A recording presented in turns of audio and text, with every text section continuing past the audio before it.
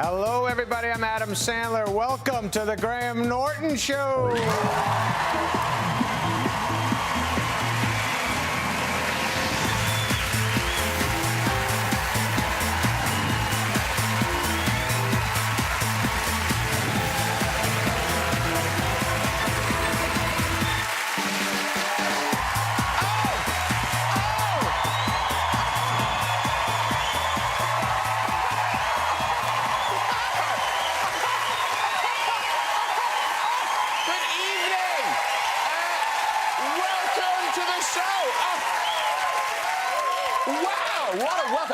Audience ever, I'd say. Best audience. I don't think we had an audience this good before. We haven't.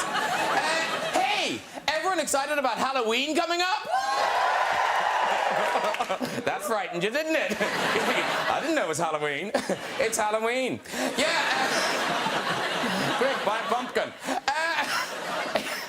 Yes, it's Halloween, that time of the year when little children are haunted by the sudden appearance of a terrifying grey-haired witch. Of course, we might be cutting that joke out if she isn't Prime Minister by Halloween. P45, anyone?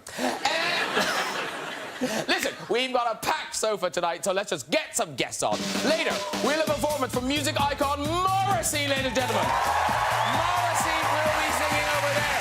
He'll be performing Spent the Day in Bed. But first, she's one of the world's most successful models, recently turned actor and now novelist. Please welcome Cara Delevingne.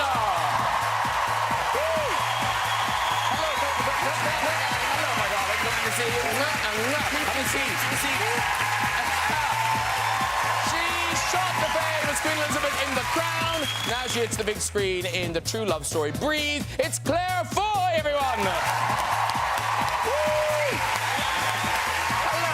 Hi. Lovely to see you. Have a seat. We've got two stars from the new comedy drama, The Meyerowitz Stories. The first is one of America's funniest people. From Billy Madison, Happy Gilmore, and The Wedding Singer, it's a very warm welcome for the first time to Mr. Adam Sandler.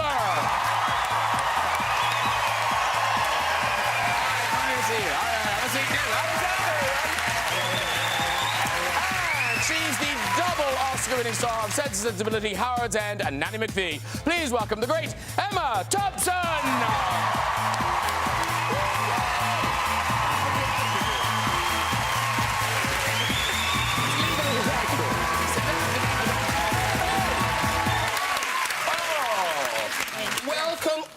Very nice to see you all. Yeah, what a shiny couch. Now, by the way, we should say straight off the bat, the great Dustin Hoffman was supposed to be here because he's in the movie with you guys as well. Yeah. He is. But he know well. You know what? No. Oh, no. Oh, he's having the food poisoning. No, apparently it's both ends. It's quite bad. Is it maybe a good thing he's not here? I think it's a good thing he's not here. Yeah. Yes. But Adam Sandler, first time, but you've never been here before. No, I'm very happy to be here. Well, we're delighted you're here. We're very happy to see you. Yeah. Well, and Adam Sandler fans there, but Adam Sandler, Cara Delevingne, you're a bit of a fan.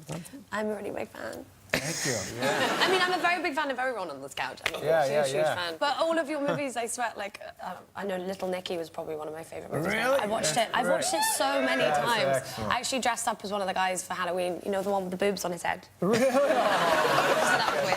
Anyway, find that picture later.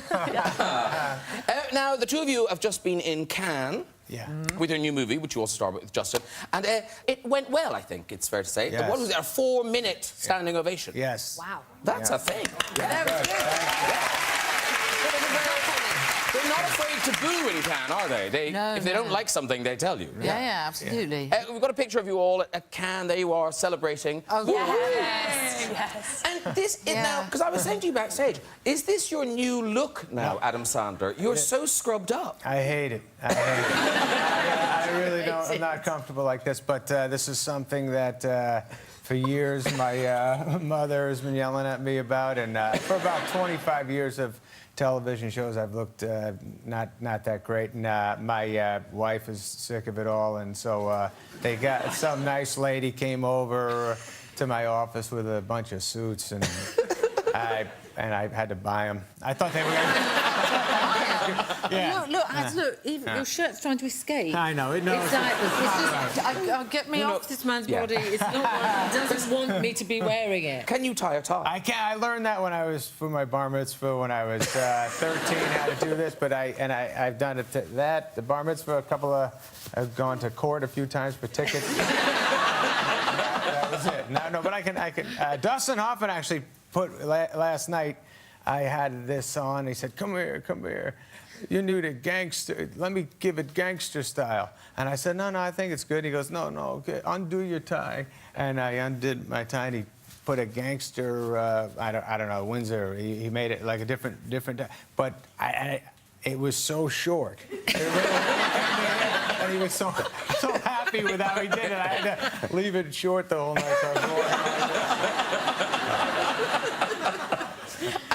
Now, Claire Foy, you seem ecstatic to be on red carpets. I mean... Oh, I love them. No, honestly, you look them. high as a kite. I mean, in fairness, this is Claire just after winning a Golden Globe for Best Actress. Yes, so no wonder she looks right. so ecstatic. Brilliant. There she is.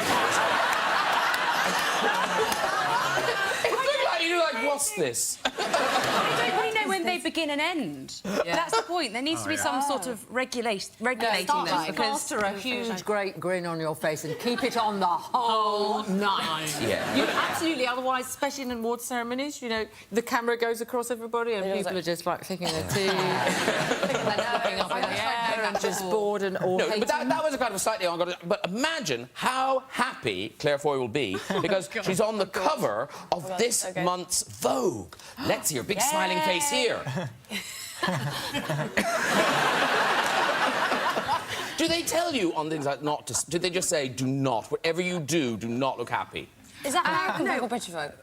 British Vogue. Yeah, because British Vogue, you always have to look very stern, but American Vogue, they like you to smile a little bit. They like you to look. They like you to look slightly, you know, it's more like it's that one.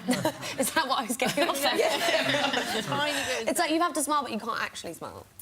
That sort of thing. Smize, they call it. With the eyes. No, because I was wondering with this. So, does somebody coach you? Does somebody kind of go, No. "Do not look happy, or I'll be over there"? Well, no, I mean, like, by that point, you'll know, but that you've done, like, 6 hours of sort of standing and with your arm up and have cramp. And so by that point, if someone asks you to genuinely look happy, it's just not going to happen. So I just think, be blank and hope for the best. Yeah. It's quite like acting, really. But in fairness, on red carpets, you know, Cara Delevingne, you are a professional model. I love it that you say my whole name all the time. Cara Delevingne. Cara Delevingne. I don't know what you mean. Cara feels like I've stopped too soon. It's a short name. Yeah. Cara. Cara is something. Is it the in-flight magazine of Aer Lingus? Okay. I think it is, isn't it? Cara in Gaelic means friend, so that could be a thing. Yeah, no, I think it is. That's probably why I'm not saying Cara. Yeah. No, I like it. It rolls off the tongue. Cara Delevingne. So, Cara Delevingne, even she on a red carpet, you can get distracted. We've got a picture of you with your co-star... There's generally quite distracting things on the red carpet. Yes, well, this is you with Rihanna. You look... Guys, who wouldn't?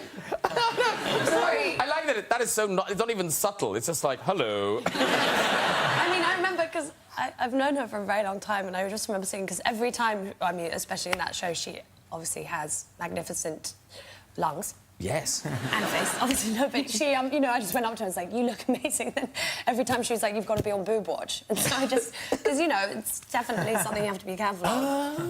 But, So I was being a good friend, guys. But Emma Thompson, I feel like you're very happy to have your picture taken. No, not really. Yeah, you're entirely wrong. Because I see there's a picture, someone posted it on Twitter Oh my God, yes.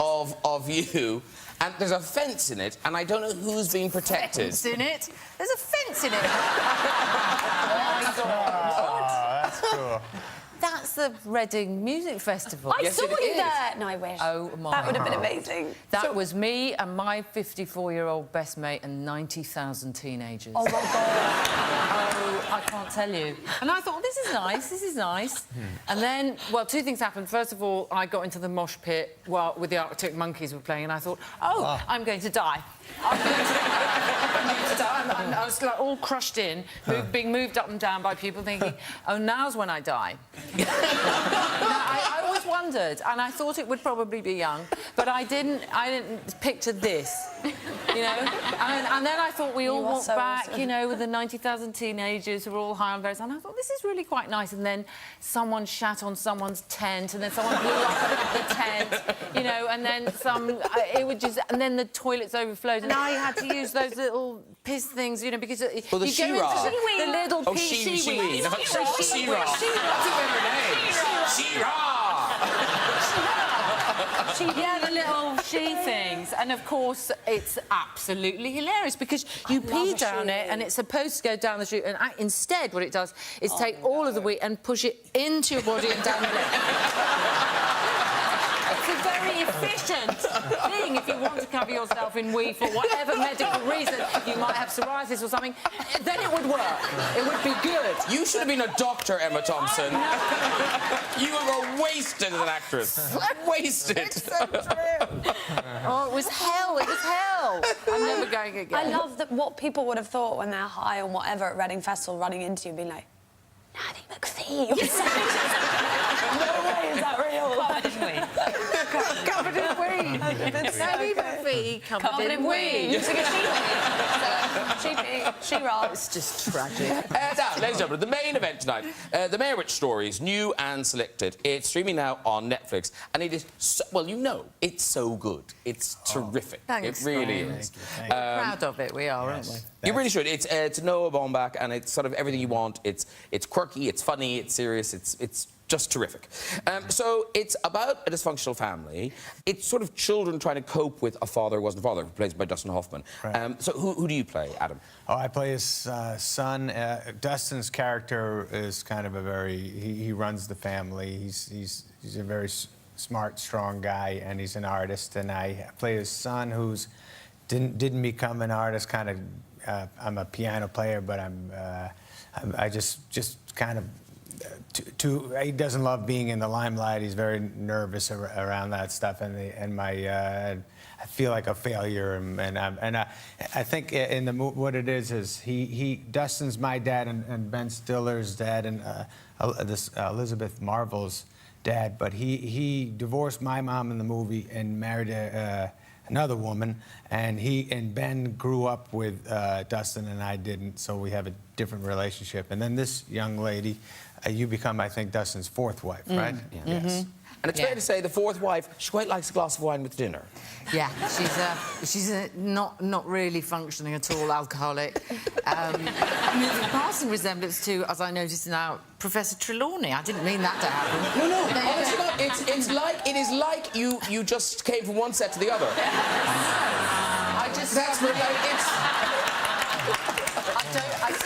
I've just realised. You've never noticed that before?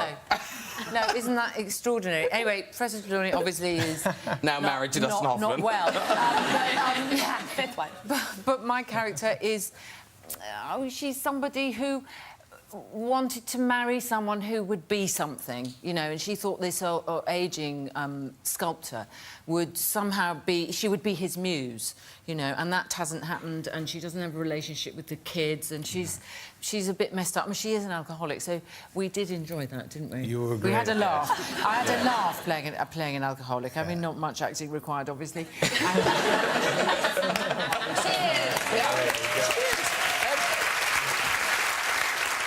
And Adam, what's so sweet about your character, and I think this happens a lot in families, where you're kind of the kid who's doing the most of the caregiving, but you're the least appreciated. Right. Absolutely, exactly. yes.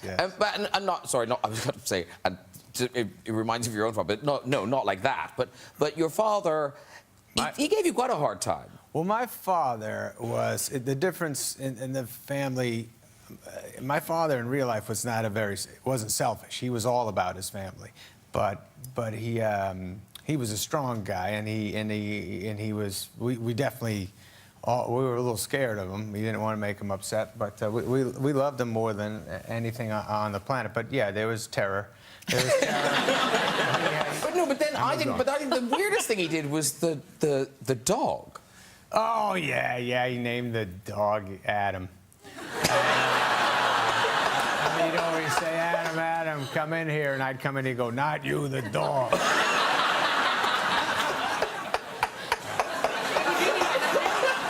We love him. Exactly. Listen, let's have a look at a clip. This is the family basically discussing the inheritance, the legacy, if you will. Thinking about selling the house? Why? It's very expensive to keep this place up, and we're spending more time at the country house now. But the country's yours. Well, I had it before we were married, but it's ours. Everything is ours now. You're selling all of the art, Dad? Why? We don't have room for Do it. you want to sell? Oh, come on. Cabrera just grounded into a double play. Matt set this up? I told him it was a family discussion. I think it is. I don't think you should sell it all. I'm telling you. Didn't expect you to get so upset about it. I am upset about it. Why do you care? I don't know. We've lived here for years. You haven't. This is where Matthew grew up. You lived in Queens with your mother. It's a Meyerowitz tradition, this house. Well, I guess I wouldn't know about that. I didn't mean it like that. She gets sensitive about these things. She feels like an outsider. She doesn't have kids of her own. I tell her, technically, you're their stepmother.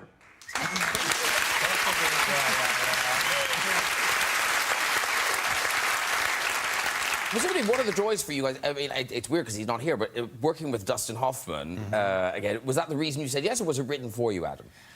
What happened was something like me and Ben Stiller know each other for a long time, and I went to his. He got a Walk of Fame star in Hollywood, and I went to. There was a party, and Mickey Rooney was there. I remember that? That was cool. But Mickey Rooney and Stiller were tight. But anyways, I saw we were hanging out, me and Stiller, and I said, I don't see you enough. We have to do a movie someday together. And I said, you know, we'd make good brothers. And he's like, yeah, we could definitely. I said that to Tom Cruise too, but it didn't happen. Not yet. Actually, you really could play brothers. That's a very good idea. I could be Cruise's goofy brother for sure. But, Look at them, look. yes. Cruise is like that size. Well, is it Yeah, a younger brother, smaller brother? But anyways, Noah and Stiller are very. They did 2 movies together already, and then we all went to lunch, and Noah came up with this idea, and then he wrote it. So, but then Emma and Dustin, that came along after. I couldn't believe that. That was very exciting. How did it all happen for you, anyways, Emma? I don't know. You don't know? I think my agent rang me up and said, "Do you want to do with this job?" You know, and I said yes. Yeah. So it was that fascinating.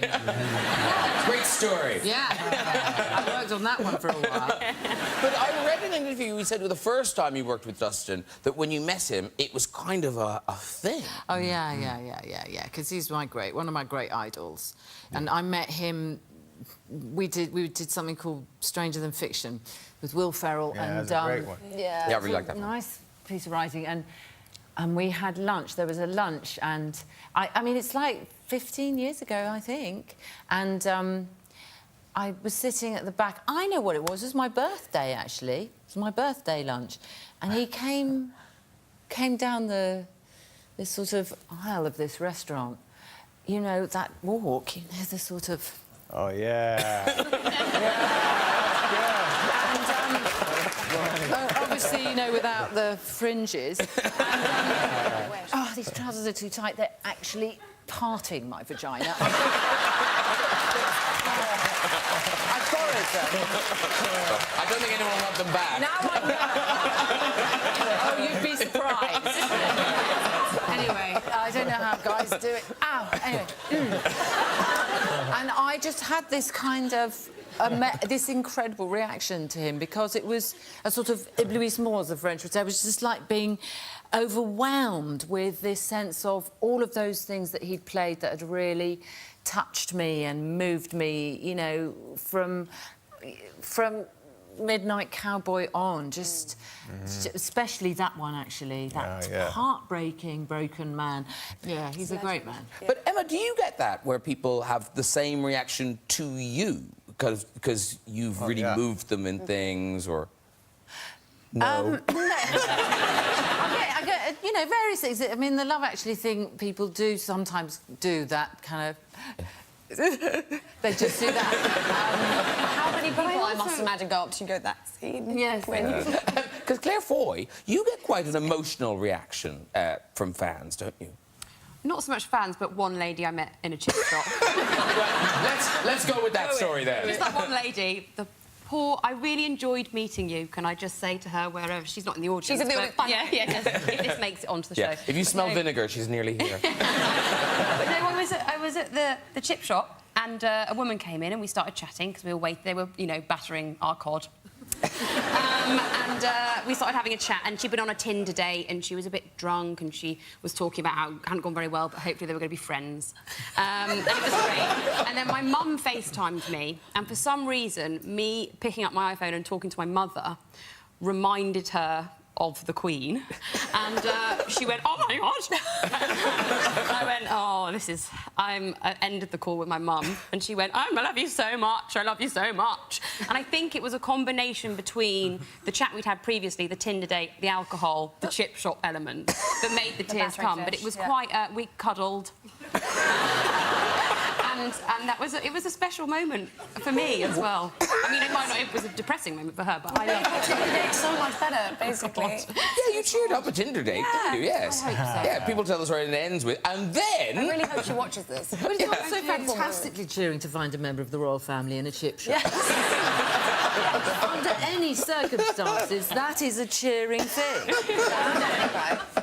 And this is very quickly, season 2 of The Crown. Yes. Everybody's very excited. That comes out in December, coming out. And now, we all love The Crown. But I'm surprised. So this is already your last stint. That's it, yeah. What? It's over. Why would you do that to us? Well, because it's just, that's it, I'm done. But can you not do another season? No. Why not? No, what happens to the Queen? Were you always only supposed to do... Yeah. Oh, I thought you were supposed to do a bigger chunk. No, we always knew it was only going to be 2 series, so I'm completely... From the beginning, it's always been what I've known, and that then the part is reincarnated and someone else goes on. That's the nature of the part. The Queen's like Bond, essentially. Yeah. Madonna, yeah. Bond, yeah. Do you know who's stepping into the crown now? Yes, I do. Do you really? I just assumed you'd say no. No, I do. So can we tickle you till you tell us? No, don't, because I will tell you. Please. Is it someone we know? Is it someone we know? Yeah, yes. Is it? Yes. Well, like somebody famous? Stop it! It's someone who acts for a living. OK. So a professional actor is going to play the role. I like what they've done with this. It's interesting direction. You're not allowed to tell us, right? Absolutely not. Oh, OK. Yeah. All right, move on. No, but do you not know? Well, because this isn't going to get us anywhere, Graham. Oh, do you know? No. No. I don't know. She told you. No, but your husband Greg's in it, so does he not? Oh, yeah. Is he not? My husband, Greg, yes, he's in it, yes. Yes, he is in it. He's Mountbatten, you know. But I'm not willing to say anything. Why am I doing a German accent? I don't know. It's good, it's good. But, of course, and what's odd, of course, is you have also played the Queen. Yes, I have. Not as well as Claire, I have to tell you. You're looking good, though. Look at my face. I look like a slapped arse.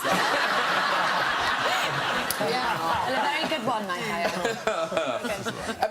And you're right, Claire is so good in it. Yeah, it's so good in it. fantastic. But, She's but amazing. you've said how there are some kind of little tricks you use, like for the voice. You have a little trick for the voice. Well, I'm Mancunian originally, and the only thing I've kept is how I pronounce one, which is I say one, which is completely wrong. And it took me about 5 months of just drilling, of going one, as opposed to wad. I still slip every once in a while. Matt had his own whole situation with was and because and all this sort of stuff. But one. I'm losing it already. I can already feel her going. No, but I really had to just... Every time before doing a take, I'd be like, one. Try just to get it in there. It's so weird. Extraordinary voice, isn't it? It's so bizarre. It's the weirdest blooming voice. It's so hard to do. And it's still weird, you know. I mean, when she does the afternoon speeches at Christmas, it's like going back in time. You just go, how does anyone still speak like that? It's extraordinary. Maybe she does the same thing. Maybe she doesn't speak.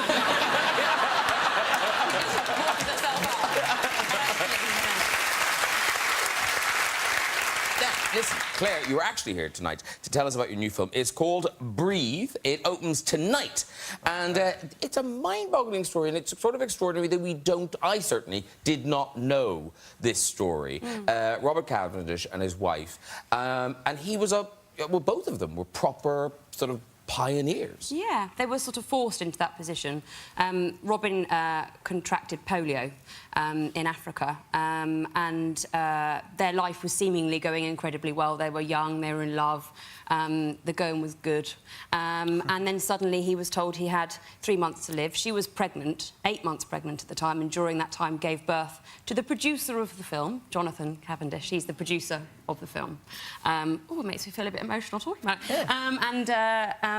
And it's a story about how he was given 3 months to live, and he just kept on living, and it gets to a point where he he goes through a period of depression, and there's a sort of face-down moment where they have to decide whether he's going to keep going down this route of depression and misery, or whether he's just going to say, this is it, and we're going to make the best of it. And they changed the lives of disabled people around the world. They invented and made the first wheelchair for respiratory people who rely on breathing apparatus to live, which meant that people who had been confined to iron lungs and hospital for the rest of their days could live and breathe and get out there and live their lives. And it's amazing that a patient invented it, not a doctor. Oh, well, yeah, because at the time, you know, it's an interesting thing with disability or anything like that, that people want to do the best for people. It's not that people are trying to keep people in their place. Yeah. You want to help people and you want people to live. But they were just terrified, and modern medicine is an incredible thing, but it takes risk. And Robin Cavendish was willing to risk his life, and they changed people's lives. I can't even tell you. Extraordinary people. And he's brilliant, played by Andrew Garfield. Yeah. And you play Diana, the wife. And it's a terrific movie, and you are terrific in it. Here's a taste of what to expect from Breathe. I'm not feeling too good. I can't move. What's going on? Get another respirator. People paralysed by polio don't last long. Can't move anything from the neck down. Can't even breathe for yourself. How do you live like this? You get used to it. I love you, and I want Jonathan to know you.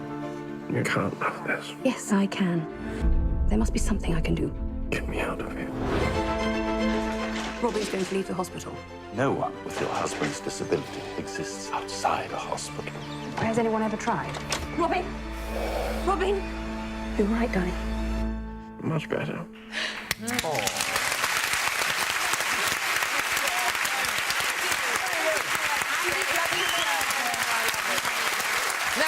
Ladies and gentlemen, Cara Delevingne brings us a new string to her already crowded bow. It's a novel. I've got it here. It's called Mirror, Mirror. Crowded bow. It's out now. So, what can people expect? Yes, it's a... Well, it's a book. It has words. That's good for a book. Yeah. So basically, it's a fictional novel. It's classed as a young adult novel, but I feel like adults can read it. I've had a lot of older friends read it, and it really brings you back to being a teenager because it's very visceral. It describes very much the smells and the emotions and the hormones and all that fun stuff as being a teenager is.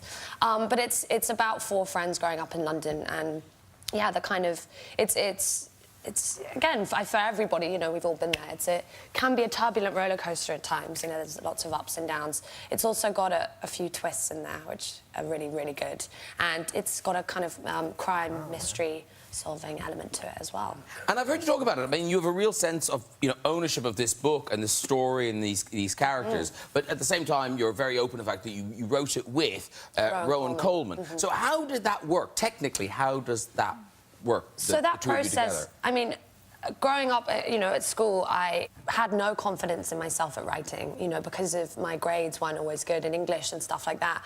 I loved writing so much, but because I never got an A, I just thought I would never be able to do it. But I love writing. It was always such a passion for me, especially dealing with things, mental health issues and stuff like depression. It's such a great way to express yourself. You know, the process of actually going about it, I had these ideas. I met a few writers. Rowan was the person I met, and we both, you know, when you just click with someone and you have you know, when you're creating something and you just have that spark and these ideas, more things just started kind of flowing out of us.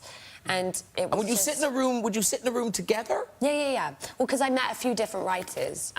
Because I wanted to find the right person. Yeah. And I had ideas already, you know, I wrote a diary when I was younger and I had all these kind of pictures and notes and things that I wanted to bring into it. And she was just the one. And then what interests me is, because I guess your fan base is, you know, there's a lot, you know, you've got this amazing Instagram followers and Twitter and things. Is it a big leap to say those people that could commit to a whole novel, a big, you know, a chunk of book? Well, it's, you know, yesterday I did a book signing and I had mostly young girls and weirdly older men. That is weird, isn't it? Actually, one of the guys came up and he was wearing a T-shirt saying, "May I suggest this sausage?" And I literally was looking at his T-shirt and I was going, "You may, but I may not say yes." That was interesting. He bought 2 books, so I was like, thanks. But, you know, so many of these girls came up to me and were just, you know, that thing where people shake, that always kind of freaks me out, because I'm like, it's okay, I'm going to hug the shake out of you. But they would come up to me and just go, you know, you really helped me, you know, either come out to my family, realise that it's okay to be gay, or actually it's okay to be depressed and have anxiety and go through that and be honest about it. And that, for me, is the reason why I do this. Yeah, you know, if I can in any way help a teenager go through what I was going through and come out of it, that's why I'm here, you know. Yeah. Well, congratulations. It's a big deal. So, well done.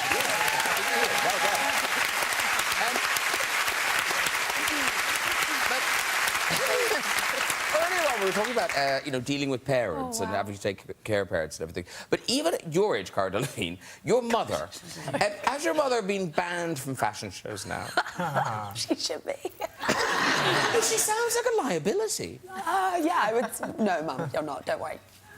So she, I mean, you know, parents can be, you know, it's embarrassing at these things, and my parents are very proud and amazing and adorable. Oh, there she is.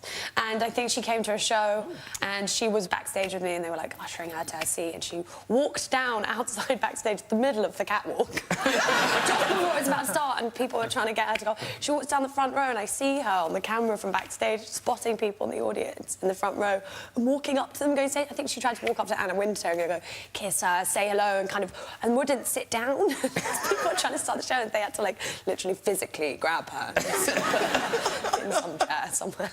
Yes, bad. But it must be lovely, you know, for all your parents to see your success and kind of to enjoy it. Because was it your mom was on the set of... Was it The Waterboy that she came to the set? Sure. Yes. My mother, she has humiliated me a lot, yes. But she doesn't know when she's watching the monitor and she has the headphones on that she can be heard, and she was, you know, watching the monitor while I was doing my Waterboy acting, and she was... I don't know. She's just nuts, my mother. But she's she's a good, lovely lady. I just remembered a story. It was funny about my mother. And like 20 years ago or whatever it was, I was at the Golden Globes. I got nominated for a Golden Globe too. So I took my parents, just like you. I took my parents, and they kind of actually they invited themselves. But anyways, I remember my mother just gets excited, like your mom, to talk to people or see people or screams out, "Is that?" So somebody gave my mother the thing, like, if you're gonna point at somebody, do it like the point in a different direction, and we'll follow the thumb to who you're pointing to. And so she's like, what? And it's like, you point that way, but the thumb is who you're talking about, and you get away with it a little better. Like, is that... I swear to God, Elton John was about 8 feet away, and I'm seeing my mother getting all crazy, and then she starts going, "Is that?"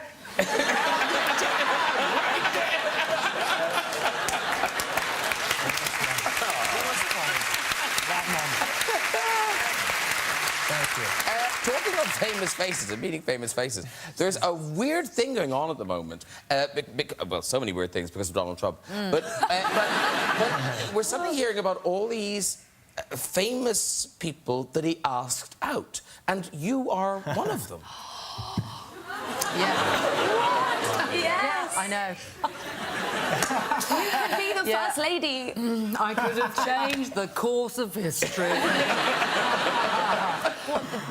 We were doing Primary Colours, which was a film about the Clintons and about that.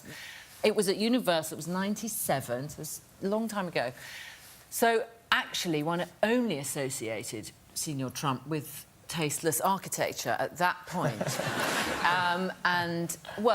Still a boundless sense of narcissistic kind of madness.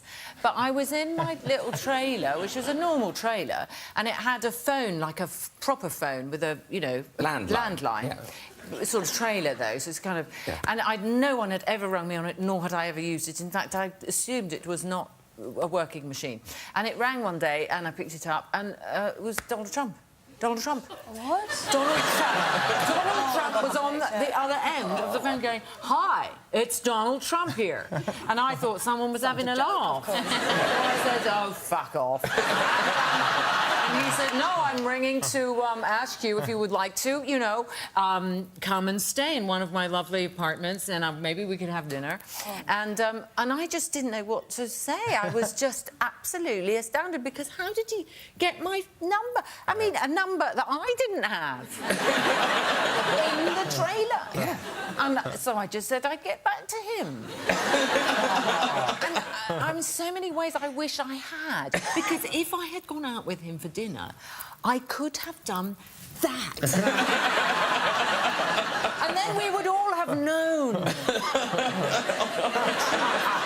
then maybe he wouldn't have been president. You know?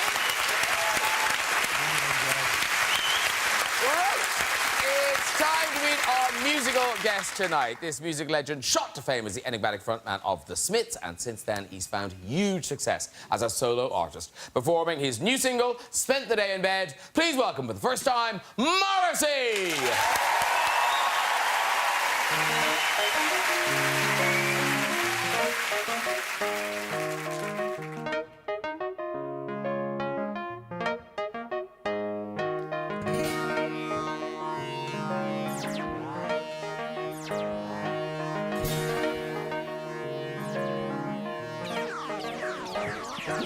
Spent the day in bed.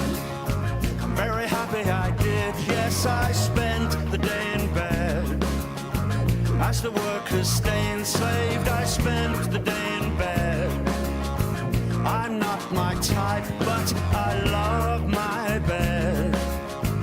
And I recommend that you stop watching the news, because the news contrives to frighten you, to make you feel small and alone,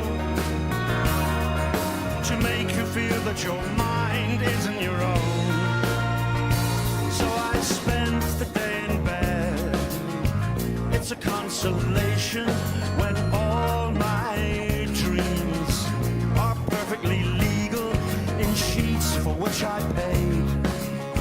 I am now laid, and I recommend to all of my friends that they stop watching the news, because the news contrives to frighten you, to make you feel small and alone, to make you feel that your mind isn't your own. Oh, time, do as I wish. Time, do as I wish. Oh, time, do as I wish. Time, do as I wish. Oh, time, do as I wish. Time, do as I wish. Oh, time, do as I wish. Do as I wish. I spend the day in bed. You can please yourself, but I spend the day in bed. Pillows like pillars, like ends in death. So there's nothing wrong with being good to yourself. Be good to yourself for once. No boss, no boss, no rain, no train. No boss, no boss, no rain, no train. No boss, no boss, no rain, no train. No emasculation, no castration, no highway.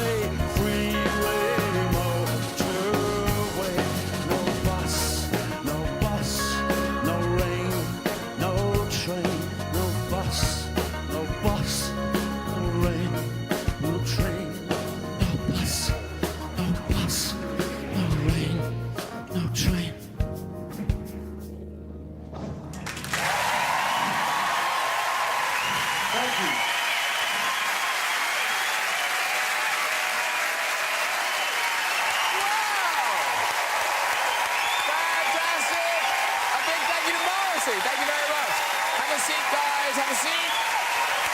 Sounding so good. Sounding good, right? Sounding excellent. The voice, untouched by time. Untouched by time. Yeah.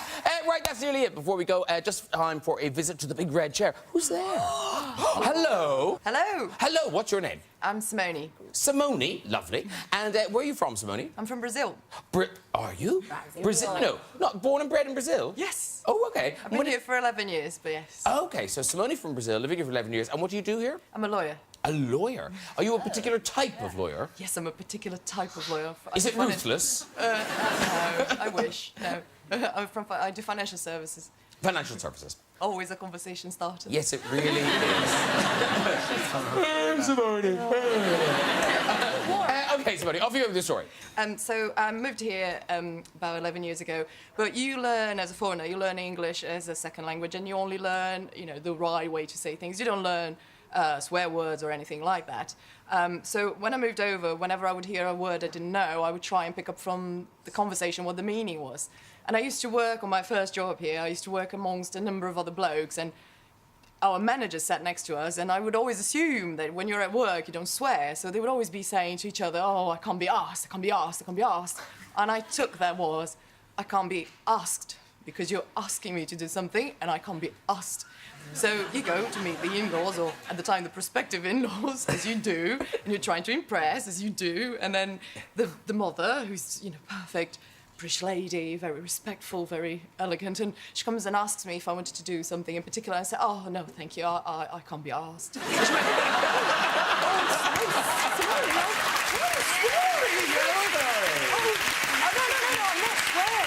I just can't be asked. She said, oh, my God. You can walk, Simone, you can walk. Go on, you walk. One more? Okay, one more. We'll have one more. Okay, here we go.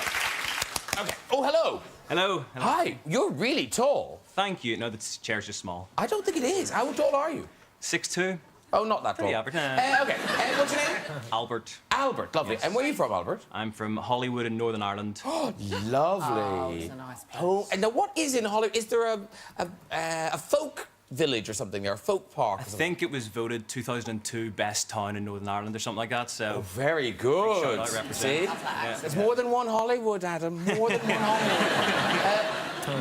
And do you live there now? No, here. No, I live here. Yeah. Oh, what do you do? Here. I work for a big technology firm. A big one. A big technology one. Pretty. Yeah. That's right. Big. Yeah. Almost as big as me. It's the technology that got small. All right, off you go with your story. So I used to live in China, and while I was over there, good start. And while I was over there, I did a bit of travelling, went to central China, and went to a zoo, and it was a pretty bad zoo. And I went to the infirmary enclosure, which is like the sick animals are there. And there was this huge, big white tiger, beautiful big thing, in a really small cage. And this cage was close enough to put your hand in. It was no health and safety at all. And as the tiger walked towards me, I was just admiring it, beautiful thing. It turned around and walked the other way. And as it walked the other way, it just lifted its tail and projectile urined all over me, in my mouth, in my eyes, in my ears, clothes. And it's a sick tiger. And exactly, yeah, 100%. And of course, all these Chinese people with phones came over to me and were taking pictures, going, "Oh, you're so lucky. You're the luckiest. Oh, it's amazing when that happens." I didn't really feel that lucky, but I'm told it is. I'm told it is. Flip or walk? Go for flip. Oh, you want to be flipped? Okay, there he goes. Well done, that man. Well done, everyone. If you'd like to join us on the show and have a go in that red chair, you can. Just contact us via our website at this very address. That is it for tonight. Please say huge thanks to my guests, Cara Delevingne, Claire Foy, Adam Sandler, and Emma Thompson. And do join me next week with comedy star Josh Gad, Hollywood actress Michelle Pfeiffer, Knight of the Theatre Kenneth Branagh, and the one and only Dame Judi Dench. I'll see you then. Good night, bye-bye.